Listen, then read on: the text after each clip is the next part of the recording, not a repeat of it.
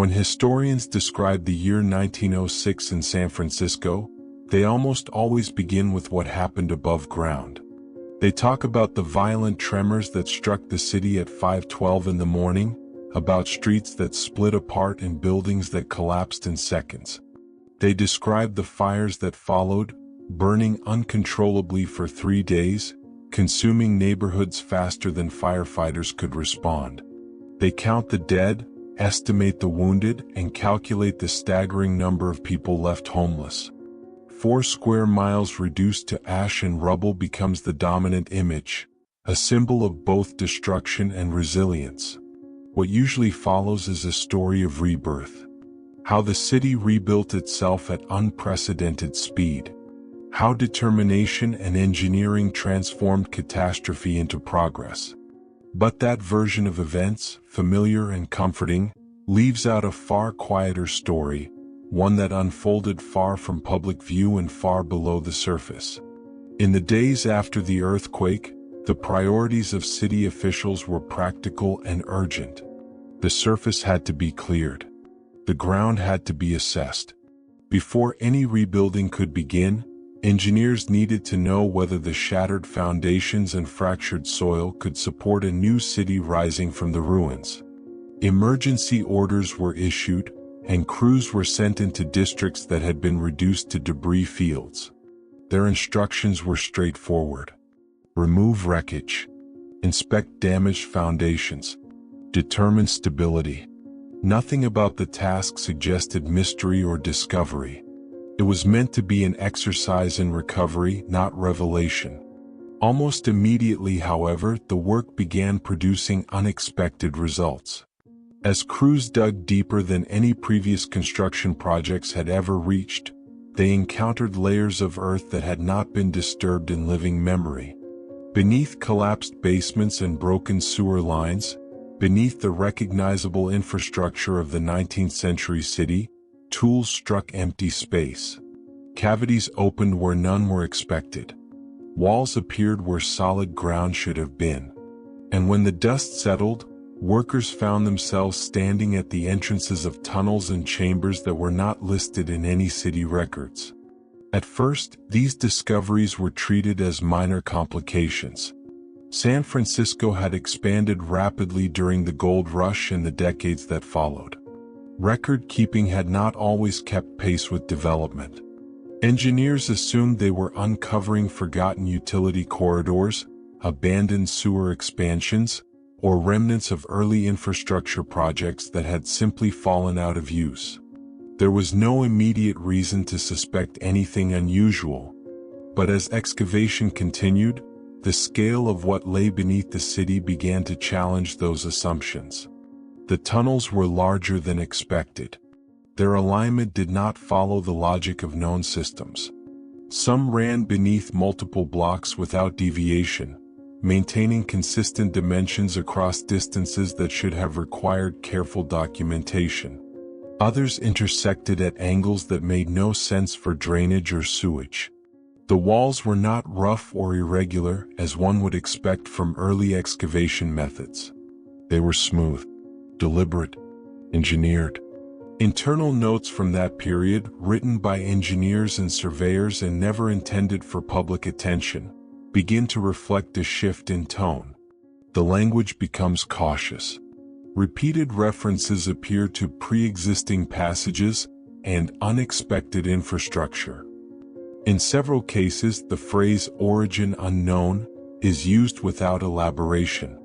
These were not speculative comments from amateurs. They were professional observations from individuals trained to recognize construction methods, materials, and design logic. Something about these underground structures did not match anything they knew. None of this appeared in the newspapers. The public narrative of 1906 was tightly focused on recovery and resilience. Articles celebrated rapid rebuilding and civic determination. There was no appetite for uncertainty or unanswered questions. And so the story beneath the streets remained confined to internal documents and private conversations, far removed from the headlines. Photographs taken during the cleanup offer rare visual evidence of what was found. In these images, workers stand beside tunnel walls cut with a precision that is difficult to reconcile with early 20th century tools. The surfaces appear clean and uniform, almost polished in places. Some passages show evidence of track beds or guide systems embedded directly into the structure of the tunnel. Even in grainy black and white photographs, taken under poor lighting conditions, the consistency of the engineering is unmistakable. These were not crude excavations or improvised corridors. They were part of something planned. As exploration continued, the scale of the underground network became harder to ignore. Passages extended well beyond the boundaries of any documented construction projects. In several cases, they continued for miles beneath multiple districts. Survey teams noted something else that troubled them deeply. The gradients of these tunnels were remarkably precise. San Francisco is built on uneven terrain, with steep hills and abrupt elevation changes. Yet many of the underground passages appeared almost level, engineered with gradients so carefully calculated that the earthquake had caused minimal disruption. This precision raised uncomfortable questions among the recovery teams. Achieving such consistency would have required advanced surveying and construction techniques. No records existed of any project that ambitious. No contractors were listed. No funding allocations could be found. And yet, the tunnels existed, intact and functional enough that engineers were now forced to account for them.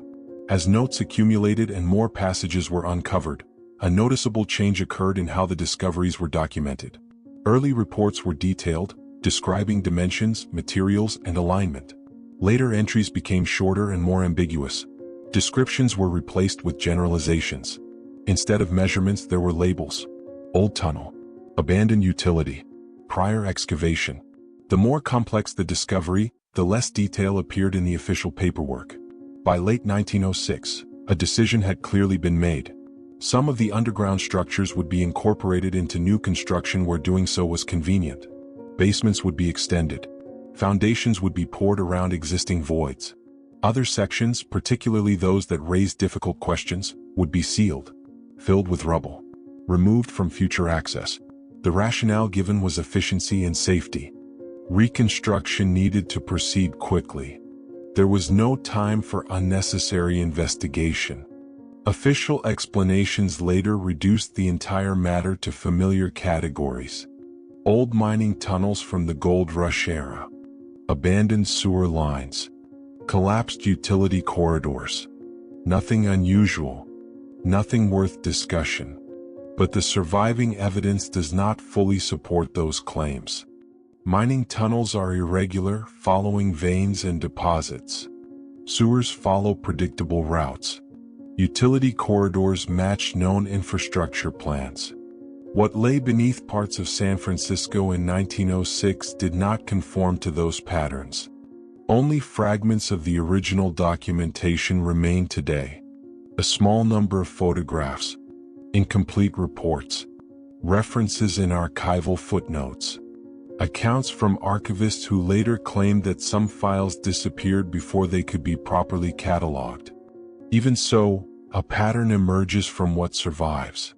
The passages were too uniform to be natural. The engineering was too precise for the era. The construction methods looked inherited rather than improvised, as if later builders had encountered them rather than created them. Modern researchers examining these materials are careful in their language. They do not claim certainty, but they ask questions that refuse to go away.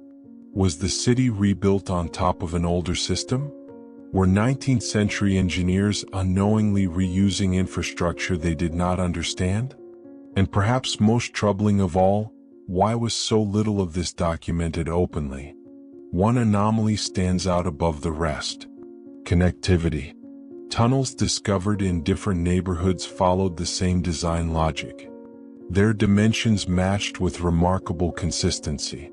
Passages beneath one district aligned seamlessly with those beneath another, even when elevation changes and geological conditions should have made such connections difficult. Different contractors, working decades apart for different purposes, do not produce identical engineering standards across an entire city. Yet beneath San Francisco, that is exactly what appeared to exist. As workers continued to dig, the underground environment began to feel less like a collection of forgotten utilities and more like a system. Something integrated. Something planned. The further they explored, the harder it became to dismiss the idea that what they were seeing was the remnant of a transportation network that had once served the city in a way no longer remembered. And with each new discovery, the pressure to move past the findings, rather than confront them, quietly increased.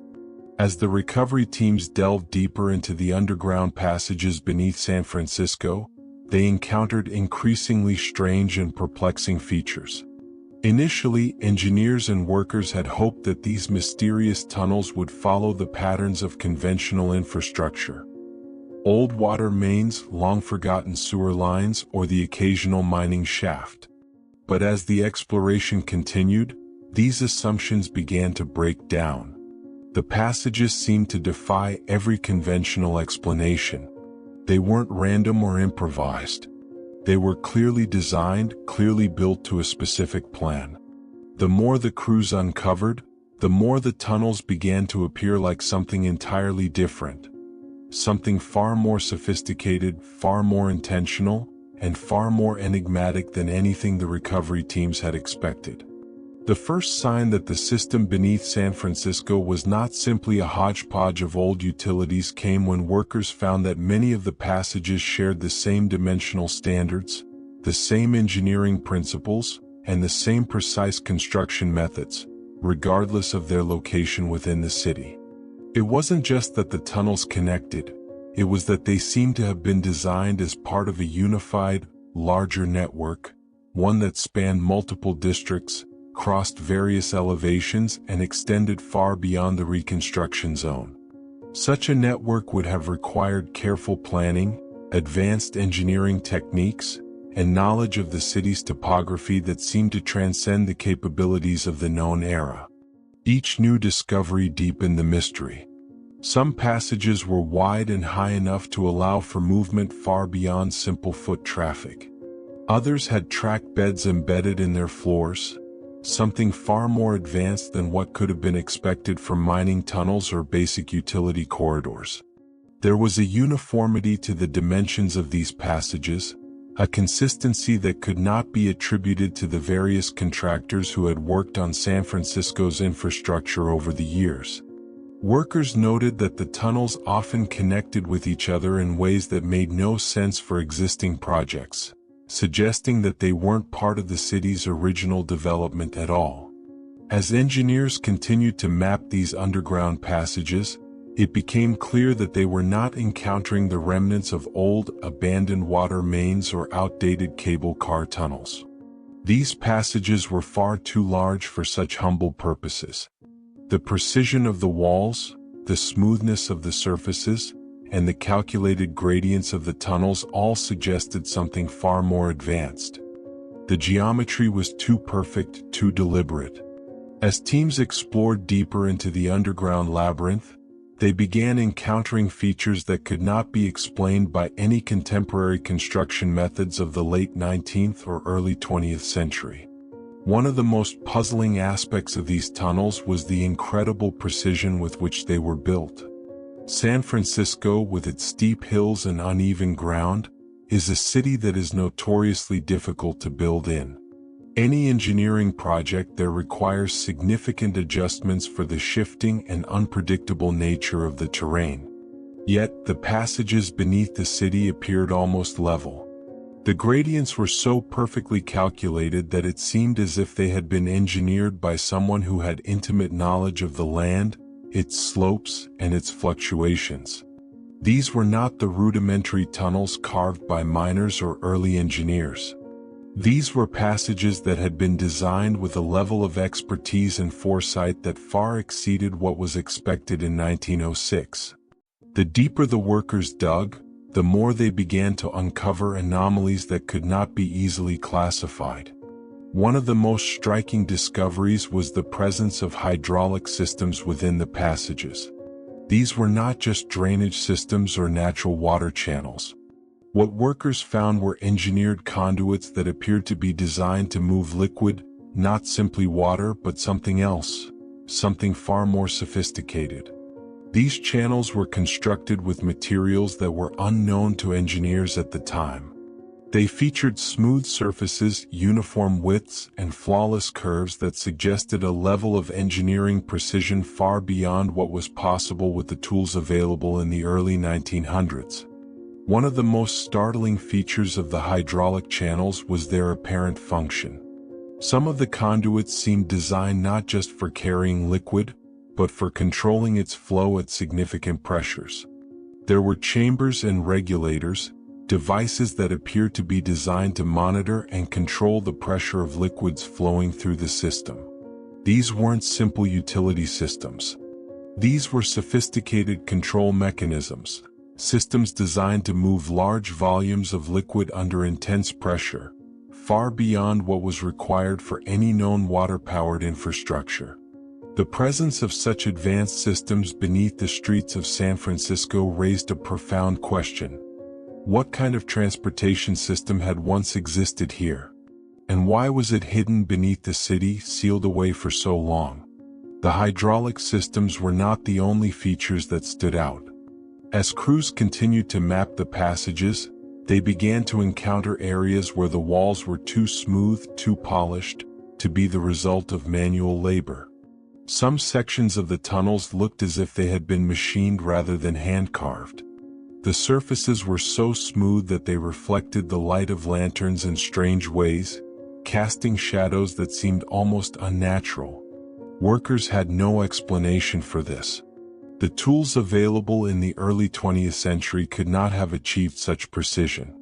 And yet, there it was, in front of them, a network of tunnels built with an unknown technology that appeared to defy the limits of the time. In addition to the smooth surfaces and hydraulic channels, the workers also found features that seemed to belong to a completely different type of system altogether.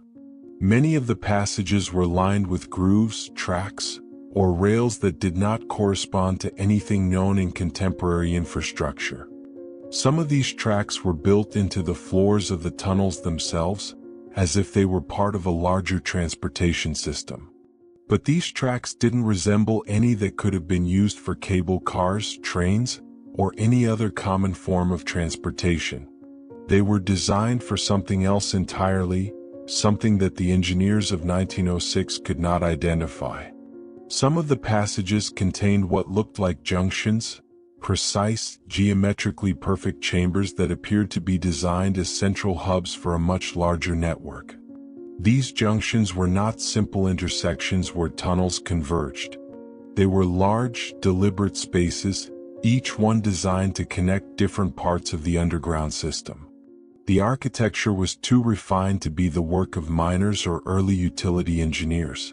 It seemed as if these spaces were built by a civilization with knowledge and skills far beyond what was available in the late 19th or early 20th century. These were not the crude, makeshift passageways one might expect from a growing city. They were the remains of a much older, more advanced network. Despite these discoveries, there was no official record of such an infrastructure. No city planning documents mentioned these tunnels. No contracts or permits were found that could explain their construction. The more the workers uncovered, the more they realized that they were facing something that did not belong to the history of San Francisco, at least not in the way it was commonly understood. These tunnels seemed to be the remnants of a transportation system that had existed long before the gold rush, long before the city had even been founded. The design was unlike anything documented in the history of urban development, suggesting that this was something far older, something that had been forgotten and buried beneath the city. As the teams moved deeper into the tunnels, they continued to encounter features that made no sense. In some areas, the passageways seemed to branch out in directions that contradicted the layout of the city above. The further they explored, the more they found evidence of a system that stretched far beyond the known city limits. These were not just isolated tunnels or abandoned utilities. They were part of an interconnected network, a system that had once spanned a far greater area than anyone had previously imagined. The more the workers uncovered, the more it became clear that this underground system was not just a remnant of an earlier time. It was an advanced, deliberately hidden network, designed and constructed with a level of sophistication that far exceeded anything known in the early 1900s. Despite the growing evidence of a vast and complex underground system, the exploration came to an abrupt halt. Official reports from the time were vague, and many of the most detailed findings were buried in private collections, never to be widely shared. Even the photographs that documented these discoveries were scattered and incomplete. What remained of the documentation raised even more questions. Why had so many of these tunnels been sealed off? Why were the most sophisticated sections of the network the first to be closed and filled with rubble? What were the authorities trying to hide? One thing became clear as the recovery teams worked. The tunnels beneath San Francisco were not just remnants of old infrastructure. They were part of something much larger, something that had been deliberately constructed and then hidden away. These tunnels represented a chapter of history that had been forgotten, a chapter that, for reasons unknown, had been erased from the public record. As the workers moved deeper into the tunnels, they realized they were uncovering a version of history that no one had been prepared for. The questions raised by the underground discoveries beneath San Francisco were not just about the tunnels themselves. They were about the broader implications of what these tunnels represented. If such a sophisticated system had existed beneath the city, what other systems might lie hidden beneath other cities around the world? What other forgotten networks, built by unknown hands, might still be waiting to be discovered? And why had they been buried so carefully, sealed away from history? The answers to these questions, it seemed, would remain elusive for years to come. But one thing was certain: the tunnels beneath San Francisco were a glimpse into a hidden past, one that had been erased, forgotten, and buried beneath the streets of a city that had rebuilt itself on top of it. As the recovery teams worked to piece together the city above, something unsettling was happening beneath the streets of San Francisco. In 1906, when the earthquake cracked open the Earth's surface, it revealed much more than the city's fragile foundations. It exposed a buried secret, a subterranean world that had been hidden in plain sight for centuries. As workers continued to unearth sections of these mysterious tunnels and passages, their discoveries became increasingly strange, defying all conventional explanations of historical urban development. But as the investigations progressed, something even more ominous occurred. The deeper the workers went, the faster their progress was halted. Sections of the network that had been discovered were quickly sealed off, abandoned, and hidden once again, as if someone or something was intent on ensuring that certain truths remained buried. The more the engineers and workers explored, the more the tunnels began to look like something far beyond the mere remnants of old water systems, old sewer lines, or dilapidated mining shafts. What had initially been assumed to be simple infrastructure revealed itself as an intricate and well-engineered transportation system, one far more advanced than anything known in San Francisco's history. These were not just utility corridors. They were precisely crafted passageways, geometric in design, with engineering features that suggested the existence of a vast and organized network. A network that appeared to predate the city's development and, more importantly, one that had been deliberately hidden from the public eye. The tunnels, vast and intricate, did not match anything in the city's official archives. No municipal blueprints, no permits, no records of such construction existed. For all intents and purposes, they were invisible to the city's official history. And yet, as the workers ventured further into these forgotten depths, the mysteries began to compound. The smoothness of the walls, the near-perfect alignment of the passages, and the engineered gradients, all of these pointed to a kind of advanced design and construction that was well beyond the capabilities of the time. Even the materials used in the construction of the tunnels defied understanding. Surfaces were polished to a level of smoothness that was difficult to explain. The kind of precision involved in creating such tunnels could not have been achieved using the technology available to engineers in the early 20th century. There was also the question of the scale of the system. The dimensions of the passages were too large for any known form of transportation in the area at the time. The tunnels were built to accommodate something far more substantial than simple foot traffic or the occasional utility line.